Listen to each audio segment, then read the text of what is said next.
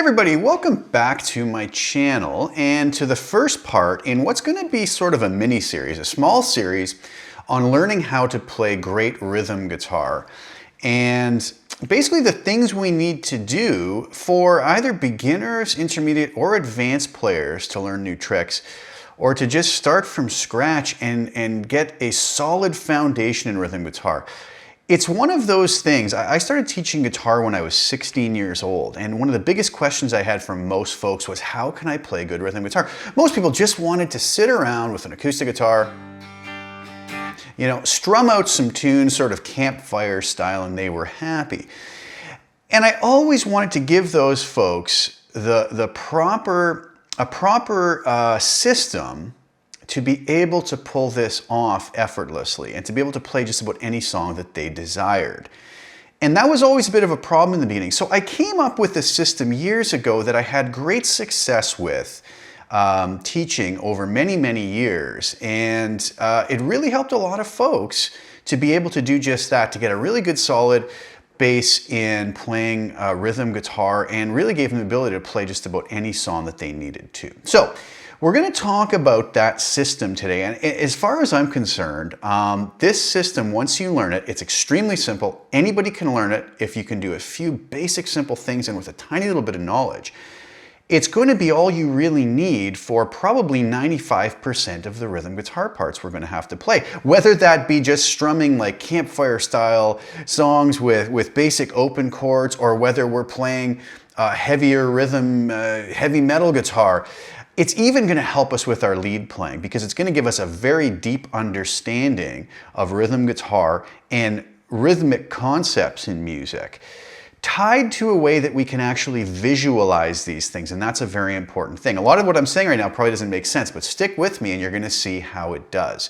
Let's get started. Okay, so the first thing we're going to do, this might be a bit of a lengthy video, so I'm going to try to get things moving along. We have to understand something about musical notation. Now, most people right away go, oh no, I don't want to have to read music. I don't want to know anything about musical notation. I just want to play guitar, right? And I understand that. There's a lot of great players out there who don't know anything about musical notation. They've learned by ear, they've learned by feel, and that's wonderful. And I would never say to anybody who can play wonderfully that doesn't know these things about notation that they should learn it. It's really up to them. But if I'm teaching somebody, I think there's a very high value in learning a little tiny bit of the basics of music notation. So what we're going to go through right now, and I'm going to put some graphics up on the screen as I'm talking about the various things we need to know. We're going to go through some very basic things. Anybody can understand this, and most people are already going to know this, but I need to cover this so that what I talk about next for this rhythmic system is it's going to make sense more, okay? So first things first, we're going to use not standard notation, but something that's called rhythm slash marks, or rhythmic slash marks, right? That are going to denote strumming patterns. Because when we're playing guitar rhythms, you know, we're not oftentimes playing single notes. We might be doing like, but we're going to be talking more about playing chords. So, you know, a lot of times something like that will just simply be notated as a G and then a rhythm pattern with these rhythmic slash marks. And here's what those look like. First of all, we're going to have what we call a whole note. Now, we're going to be talking about examples throughout this video in 4/4 time, but the concept still will apply to other time signatures. So 4/4 time, this whole note that you see up on the screen is going to be worth 4 beats, meaning if we had a steady tempo with a metronome, I would strum a note one time, 1, 2, 3, 4, and I would stop it. Okay, and that would be my 4 beats. The next note you'll see up on the screen is a half note, and this is how it's notated in rhythmic slash marks. And again, that would be 1, 2, stop, right? Then we go on to a quarter note, which is going to be at one single beat. So if we have our same beat, 2, 3, 4, 1. Or if we have numerous ones in a row, 1, 2, 3, 4, okay?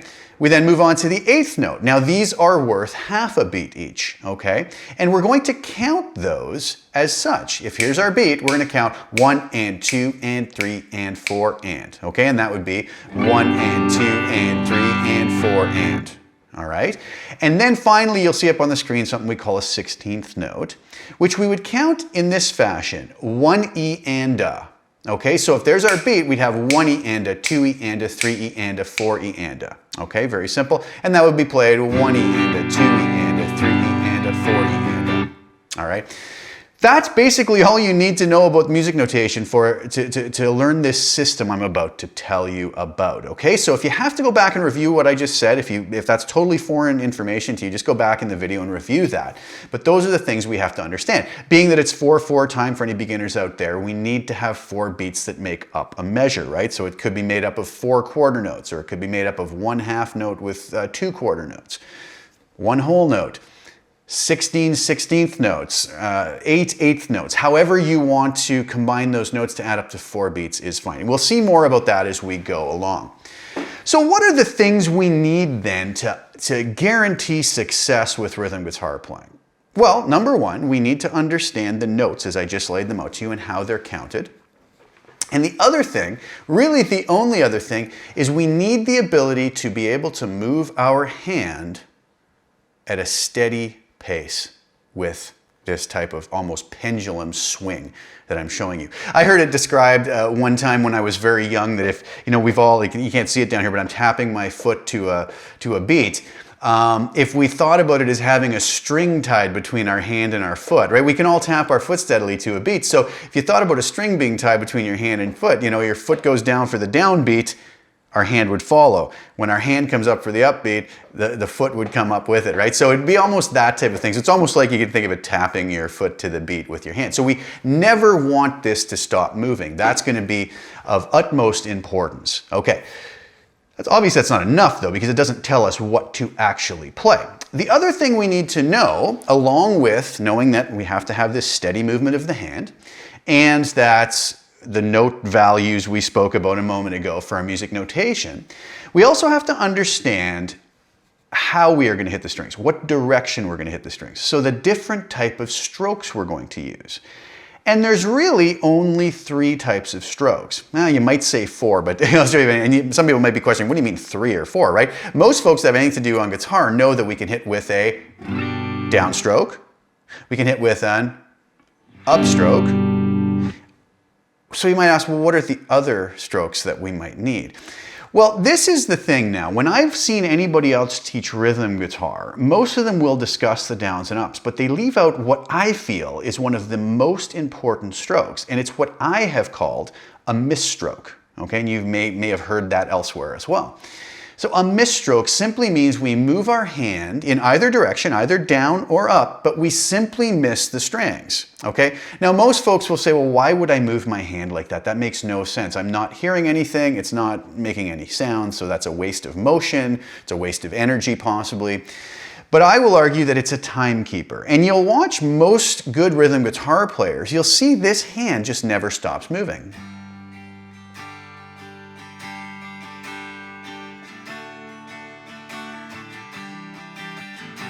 Right? No matter what I do, I always just keep it moving.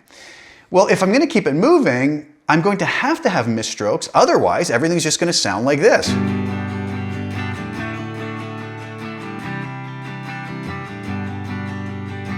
My hand's moving steady, it's hitting all the strings in time, that's fine, but what a boring rhythm. Da, da, da, da, da, da, da, da, right?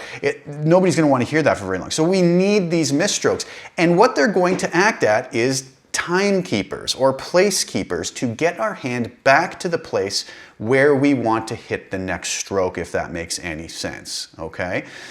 So we need then to know a little bit about the music notation, which we've already spoken about. Very simple thing for anybody to memorize, even if they've never seen this before. We need to be able to move our hand steady without allowing it to stop ever, in time with whatever the tempo of the song is. And we also need to understand the different strokes, downs, ups, and the misstrokes, which could either go in a down direction or up direction. Now you might say, okay, how is this all going to tie in together? And if I left it just with what I told you now, that would be pretty useless information. So what we're going to do is we're going to examine 2 scenarios. One scenario where a song has the fastest type of note in it, or the smallest value note in it being an 8th note. And we're also going to talk about a scenario where the smallest value note will be a 16th note, okay? And in fact, we're going to discuss the 16th note subdivisions first, okay? Now you might ask, well, when would a song use 16th notes as its fastest note or its smallest value note versus 8th notes? And a lot of that has to do with tempo. So let's talk about tempo for a moment. Tempo is simply the speed of the beat of the song. And it's measured in something called BPM, or beats per minute, okay? So a lot of folks will be very familiar with that. So a tempo of 60 beats per minute would simply be 1 beat every second, right? That's a relatively slow tempo, really, if you think about it. A song at that tempo is not really moving too fast. 120 beats per minute would be 2 beats per second. 180 beats per minute would be 3 beats per second, and so on and so forth. So I usually like to think that songs that we're going to just be playing sort of, let's go back to the sort of campfire rhythm style guitar. Songs like that in the sort of 60, 70, 80 beats per minute, maybe up to 90 beats per minute, very likely when you're playing at those tempos, if you're playing the fastest note as 8th notes, the rhythm is going to be very draggy and slow. So a lot of times in that tempo range, our hand is going to be moving more as 16th notes, right? So it would be doing 4 movements in a beat rather than 2. As we move up to, let's say, 120, 130 beats per minute, we'd probably be moving our hand more in the shape of 8th notes, right? Because of the fact that the 16th notes would be very quick now. So, but there's no hard and fast rules as far as that goes. We could really use 16th notes at any tempo that we could play quickly enough at. But just to give you an idea, but there's going to be these 2 scenarios. And really when you see both scenarios, the 8th note rhythms and the 16th note rhythms, in the end, they're going to be made up of the same patterns and shapes.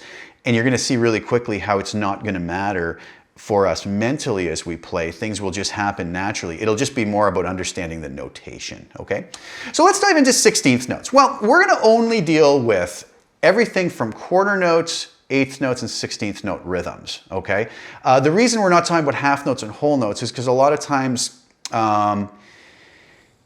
those are going to be longer held notes, right? And there's really no point in talking about a system to learning how to go 1, 2, 3, 4, and then starting again at the next beat. So that's kind of beyond the scope of this. We may mention it later, but don't worry about that. We're going to be dealing with quarter notes. Okay, what if I was to tell you then, when dealing with 16th notes as our quickest note or our shortest note value, that there was really only 8 little patterns we would need to visualize to allow us to play just about everything that we're going to need to cover almost all musical situations. The reason I say almost is because there's always going to be some odd groupings of notes or some style of music that's going to have something strange, right? Maybe triplets or groups of 5 or 7, right? That's beyond what we're talking about here. What I'm talking about here is a rhythmic system that's going to allow us to play the vast majority of situations in most music we're going to encounter, okay? We can deal with the other odd groupings at a different time, all right? So what if I said there's only 8 little groupings we need to be able to understand, know, and visualize that's going to allow us to play any rhythm out there that we need? That would not seem like a very large or overwhelming task, and it would seem something very manageable, which automatically makes us kind of put our guard down and say, okay, I can do this. And having the confidence we can accomplish this stuff or incorporate this into our playing is going to do us wonders, right? And really allow our progress to move forward. Now, when I say 8 little patterns, there's actually 16 of them, but I think the reason you'll see in the end of this why I say if you know 8, you'll know all of the 16, because the second group of 8, I like to break them into 2 groups of 8. The second group of 8 is going to be based very, very heavily on the first group of 8, and almost going to look identical with a little change in the hand movement. Okay, so here's what we have to do. Let's take a look, first of all, at a group of 4 16th notes. Now, a group of 4 16th notes, as I mentioned before, will be counted 1 E and A, okay? Well, what we're going to do is we're going to assign a rule to this hand that it has to follow. It must follow this, okay? And here's the rule. Beat numbers, 1, 2, 3, or 4, depending on where it falls in the measure. But since we're just dealing with a single beat, what we're doing is we're taking 4 beat long rhythms and we're shrinking them down to 1 individual beat. Just like I've talked about before in some of my other lesson videos, I always find it so much easier to shrink things down to a manageable size, which is going to allow us to digest the information easier and recall it and memorize it easier, right? So we're shrinking this down. We're going to be dealing with 1-beat rhythms. So when I referred to the 8 little patterns before, the 16 that we're kind of breaking into 2 groups of 8, we're dealing with these patterns as being 1 beat. So when we look at these 16th notes that I have up on the screen, we're going to count these 1 E and A. The 1 and the and will always receive downstrokes, always, okay? The E and the are going to always receive upstrokes. Okay, so when we see this pattern on our screen then, it shows us that the pattern is simply going to be this. So let's play with the G chord. Down, up, down, up. My hand never stopped moving, it always kept going, okay? So I could also count that 1 E and A. And as you see, the 1 gets a downstroke, the E gets an upstroke, the and gets a downstroke, and the gets an upstroke. Simple enough. So if we can move our hands steady, like I said before, we can play this little rhythm. 1 E and A, 2 E and A, 3 E and A, 4 E and A. Or down, up, down, up, down, up, down, up, down, up, down, up, down, up, down.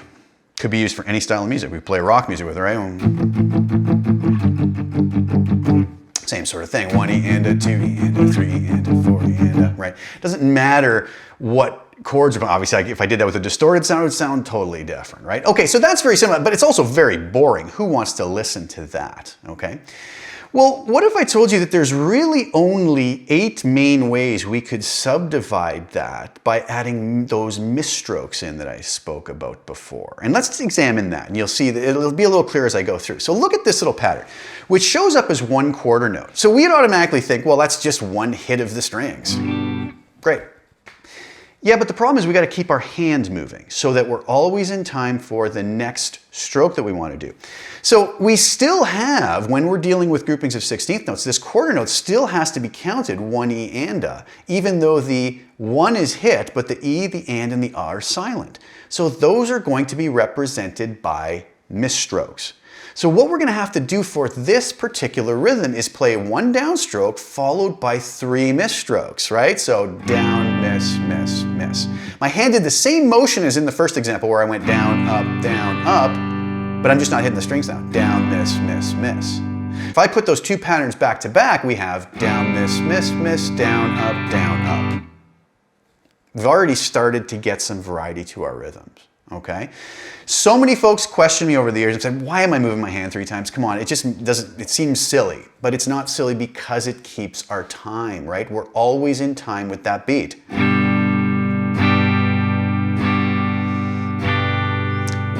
and A, 2 E and A, 3 E and A, 4 E and A. Down, miss, miss, miss, down, miss, miss, miss, down, miss, miss, miss, down, miss, miss, miss. Okay, now you're going to see how that's going to help us when we start putting these little tiny 1-beat rhythms together into longer full measure rhythms of maybe 4 beats or 3 beats depending on our time signature. Let's move on then and examine the other 7 patterns, 1-beat patterns I was telling you about before. The next one would be 2/8 notes. Now again, we're still always going to be counting 1 E and A. We're just going to be deciding which ones we strike with downs or ups and which ones we miss. So in this case, since we have notes on 1 and, those are going to be hit. And like we said, our rule is numbers and ands get downstrokes. The E and the A get upstrokes, but they're not being hit in this example. So we're going to have a down followed by a miss, followed by a down, followed by a miss. So down, miss, okay? Down, miss, down, miss, down, miss, down, miss, down, miss, down, miss, down, miss, down, miss. Okay, so we had our first one, down, miss, miss, miss. We have our second one, down, miss, down, miss. All right, I could put those back to back.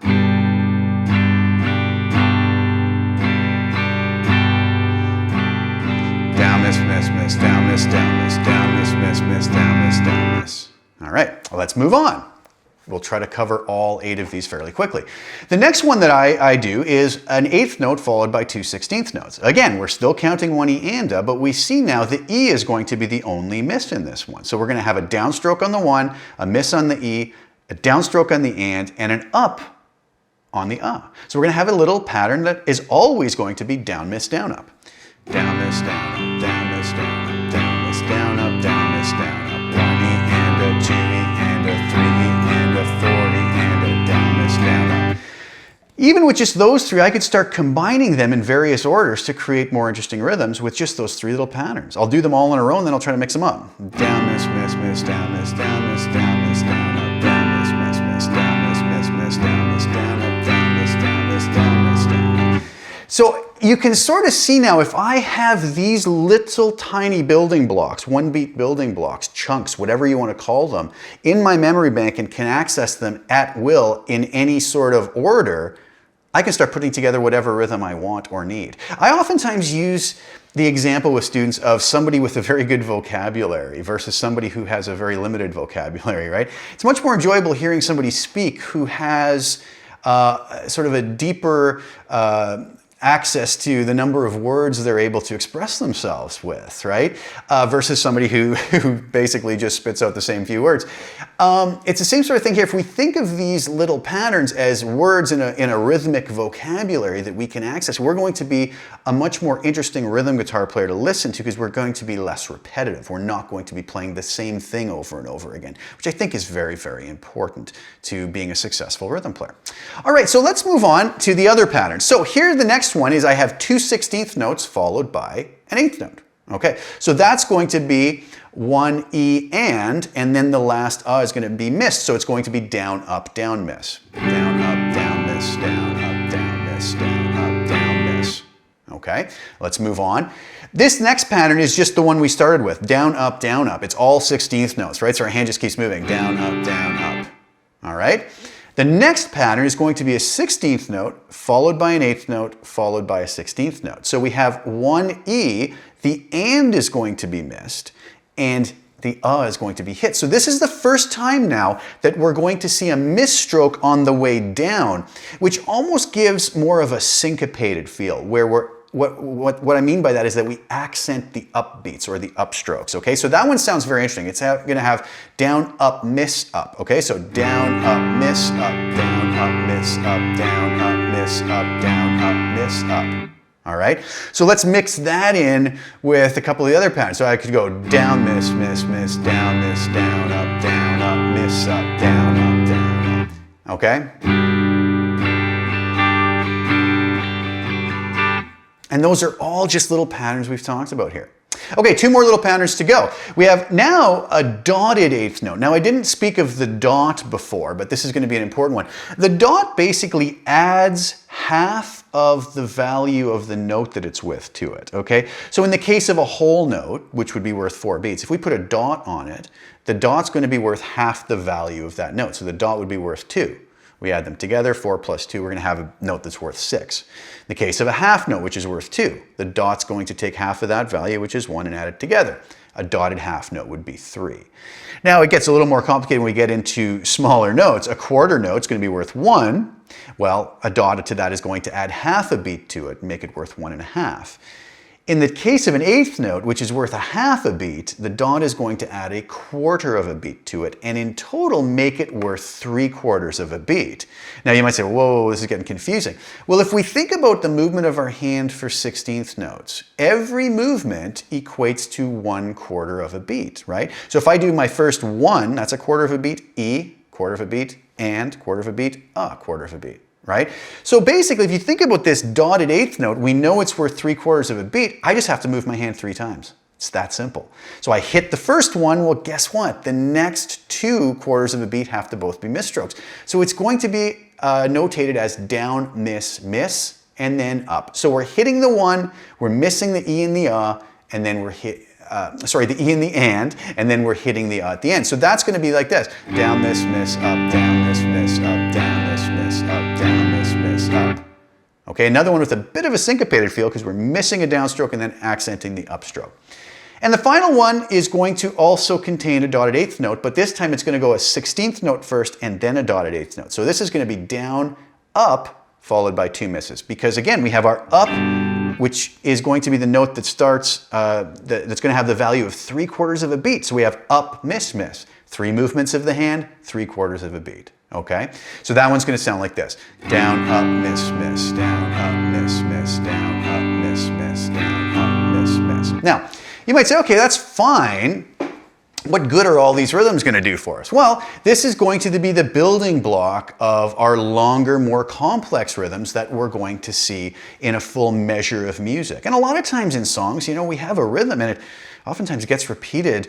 You know, one measure is played on one chord and then they just do the same rhythm again on the next chord and the same rhythm again. Not all the time. There's no rule stating that, and that's obviously not going to be the most exciting thing to listen to, but it does happen a lot, you know.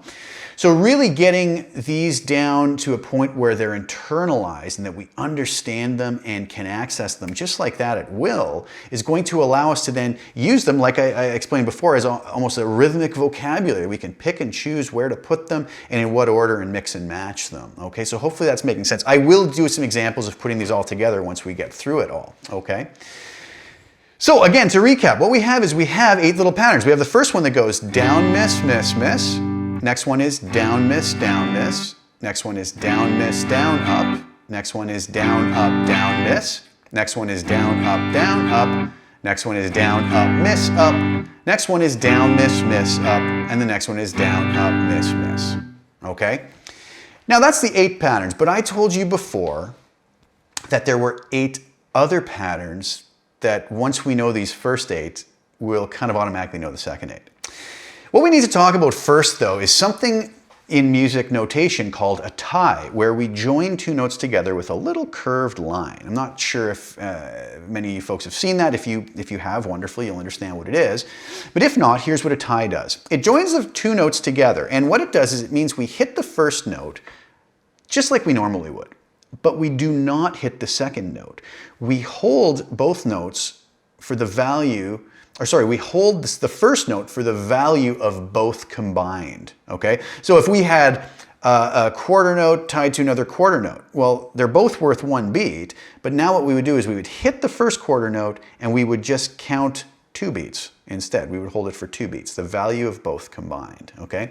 So what does that mean in terms of strumming? Well, a tie means that the next note after it is going to be either a misstroke or possibly a series of misstrokes, okay? So it's that simple. When we see a tie, the note after must be a miss or numerous misses, depending on the note that it is, and you'll see in the examples.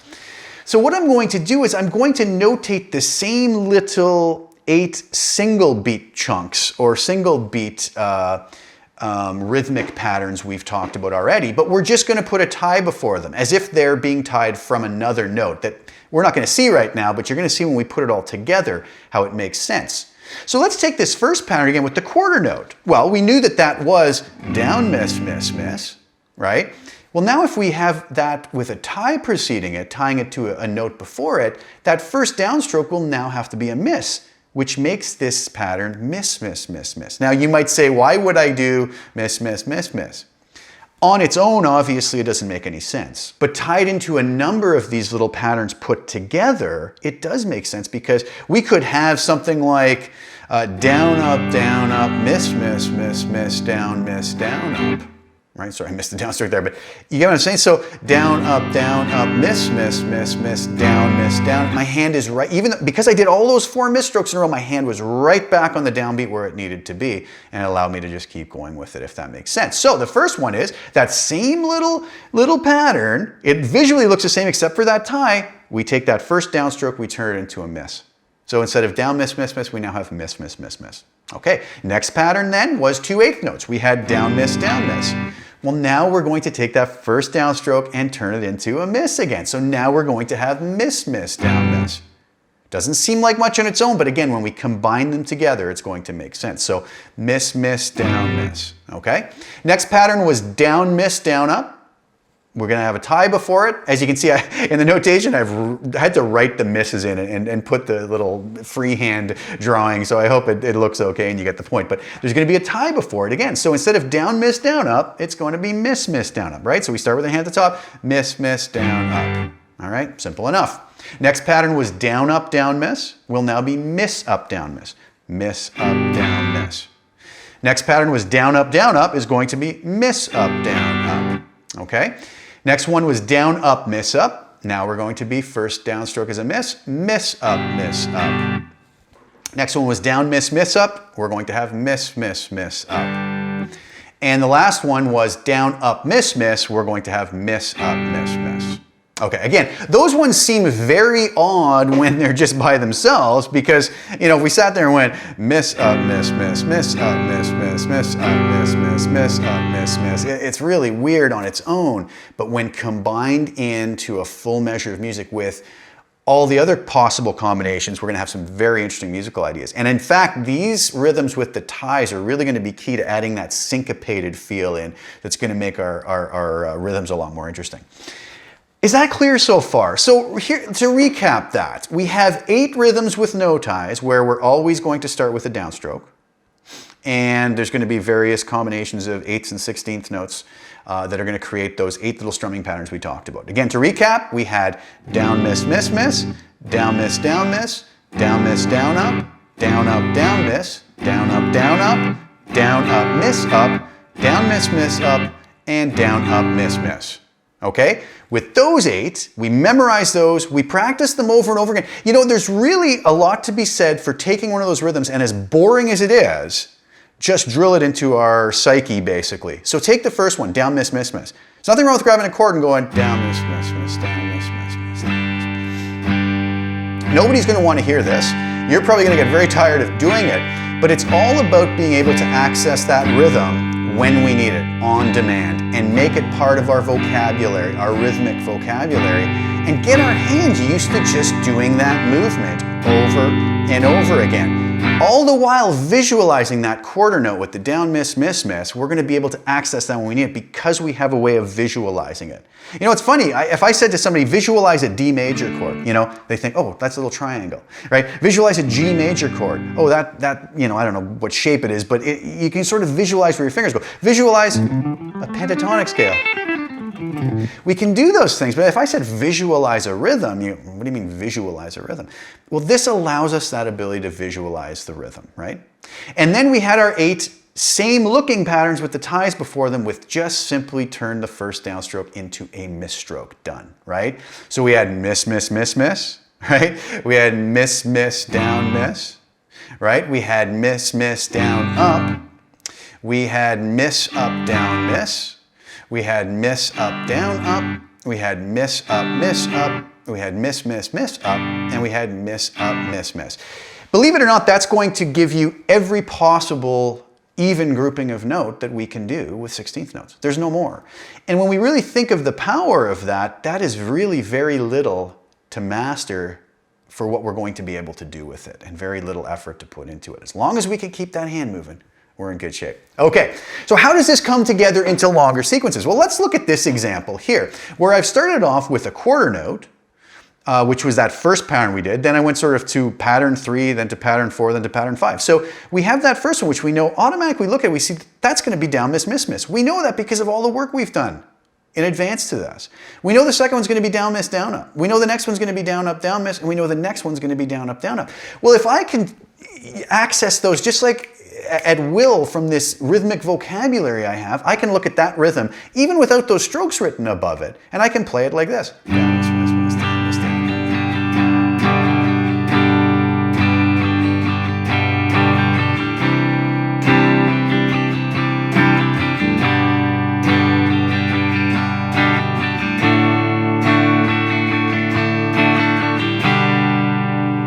Now, would I want to just keep playing that same rhythm through all those chords? Probably not, but you can see how I can easily decipher that. This is going to give me a way of mentally remembering them, a mental roadmap to access these little rhythmic patterns at will. It's going to also give me a way to see one of these patterns written and be able to sight read it without any problem, which has helped me immensely in gigs I've done in the past where I've had to sight read ideas. And a lot of times you get chord charts. Here's the rhythm, go.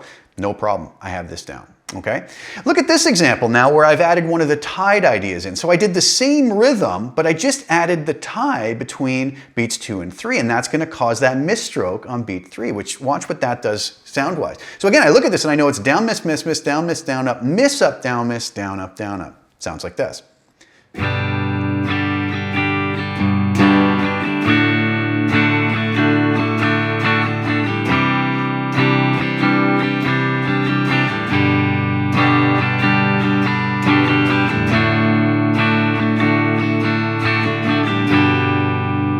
think my first time through I might have left one of the strokes out there. But anyways, again, it doesn't matter. And this is the beauty of this system. I'm glad that happened. If I accidentally miss a stroke, my hand kept moving. It doesn't matter. If I accidentally hit where I was supposed to miss, it's going to be in time with the song. It doesn't matter. That's the beauty of this system. It almost makes it so we cannot make a mistake. Everything's going to be fine as long as that hand keeps moving. We stop our hand, now we got a problem. We're no longer in time with our song. We've lost our groove. Does that make sense? So if you notice, those two rhythms were identical other than the one tie I put in, but that tie really brought it to life. Let me play those rhythms back to back for you. I'll play a couple bars with the first one, a couple bars with the second one, and you'll hear how much better the second one sounds because of that tie and adding that slight syncopated feel to it. Here's the first one, a couple measures.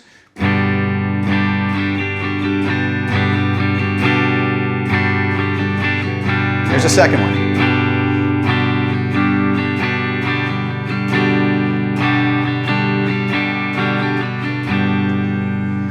So I could take these now and I can just improvise rhythms.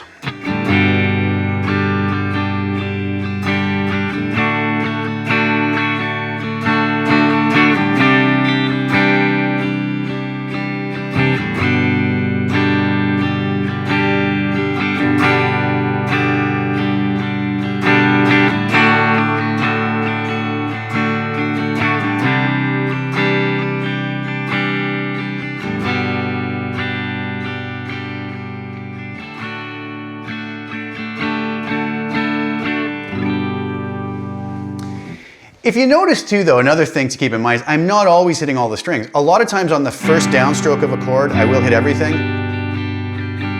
But after that, those notes are all still ringing out. I might just hit the first 3, 4 strings, or I might hit all of them. Depends on what I want to do. Add some accents in.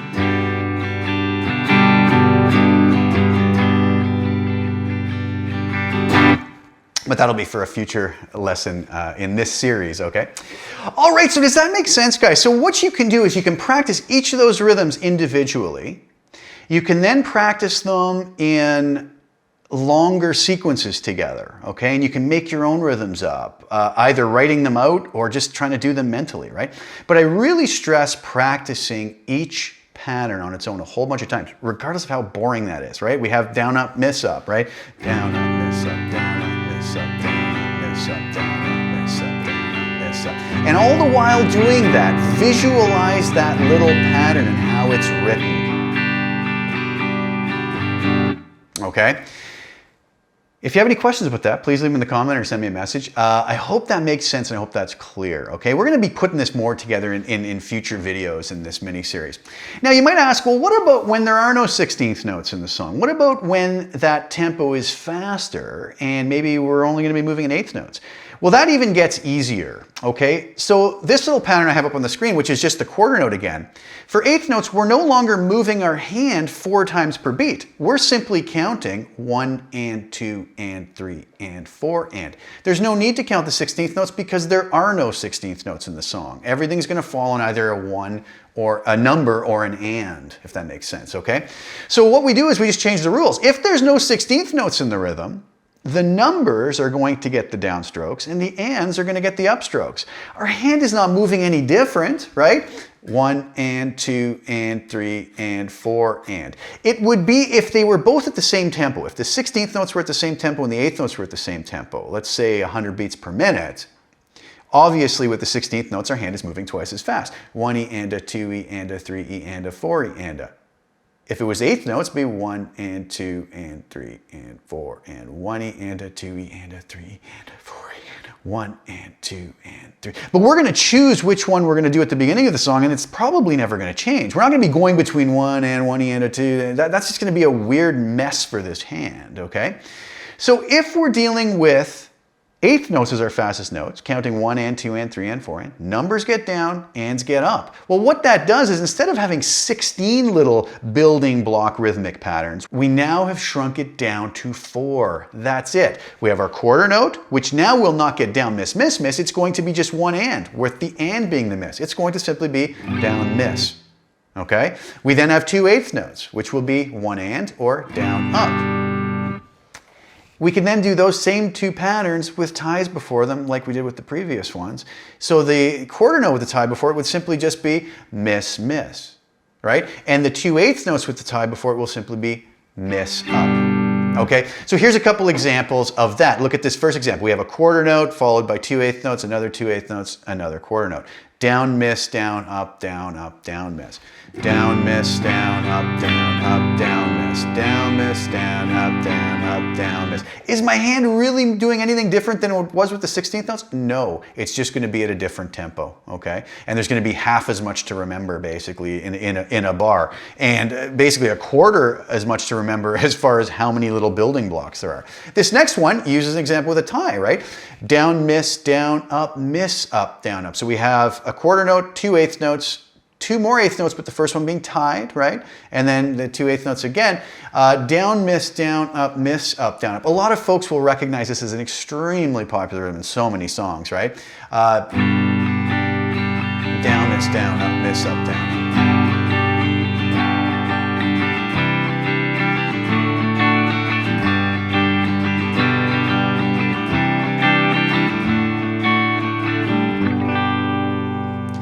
Recognize that. I keep banging my arm. You might recognize that as being a very popular song from back in, I don't know when that was, 90s or something. Anyways, what do you guys think? I hope you understand. I hope I was clear and concise in how I explained that. But I guess what I could leave you with is the best thing to do would be to practice each of those individual blocks to the point where we're going to internalize them and know them individually so that they become part of us, so that they're part of our rhythmic vocabulary, so we can access them whenever we need to and then start combining them in any way. And also by practicing, we just get our hand used to that rhythmic movement, okay? Later in this series, we're going to talk about many other things, dynamics, how we can apply this to single note playing and lead playing even, right?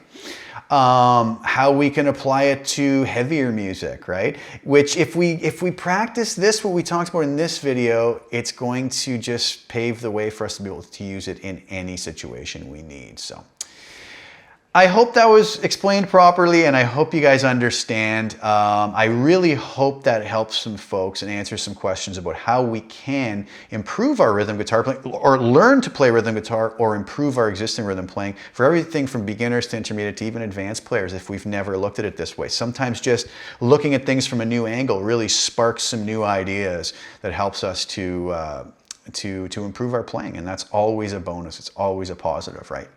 So thank you guys so much for tuning in. Please share the video with anybody that you think would benefit from it. I really appreciate that. I really appreciate the support. Like the video if you don't mind it, and please subscribe to my channel if you haven't already. I'm going to have plenty more content in this series as well as all the other series I do. Thank you guys so much again for tuning in, and ciao for now.